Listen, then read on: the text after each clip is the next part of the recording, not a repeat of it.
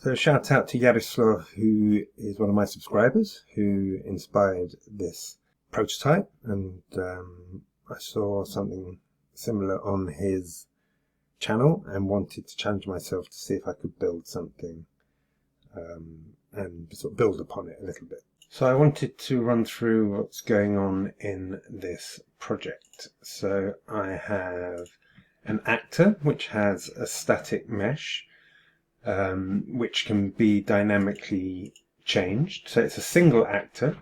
When I click on the UI here, it tweens, changes the static mesh, and then comes on from the other side. So it's all the same actor. So I've got a little UI which is just dealing with the rotation. The rotation is based on the pivot point of the mesh. So with the skateboard, I need to tweak it a little. It seems a bit offset. And you'll see that the distance affects the rate of rotation as well. So not particularly useful, but I just wanted to play around with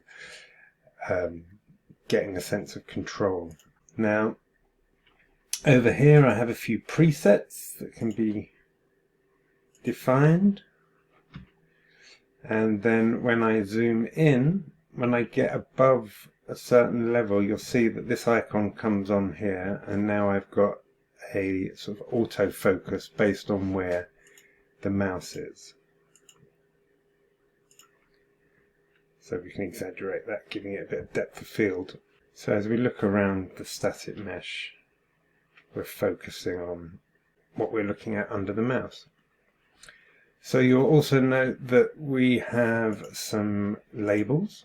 These labels are created by looking at the static mesh and seeing how many sockets there are within it and attaching an actor to those sockets and pulling through the name of the socket to the label. When I am rolling over one of the labels, I'm slowing down the time dilation of the world and controlling a post-process volume. It's got a bit dark on this example. I need to improve things here from a usability standpoint. So if I'm not rolling over the mesh, everything is in focus. But then when I am, it's auto-focusing on the point of interest. So the rotation rate, which is being affected by our interaction, because we're just swapping out the static mesh, that gets retained by the next selected static mesh because we're not changing that value. So I could also affect the scale on these preset rotations so that the mesh gets automatically framed in the viewport, which would take it within the scale threshold and would therefore remove the autofocus as well. You see I'm focusing on the back wall now, but as I come over the mesh,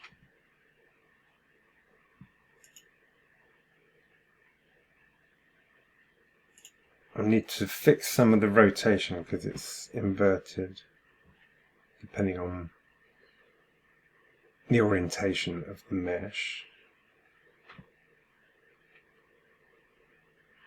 And I've kind of exaggerated the out of focus so that it translates onto the video, but obviously that can be a lot more subtle.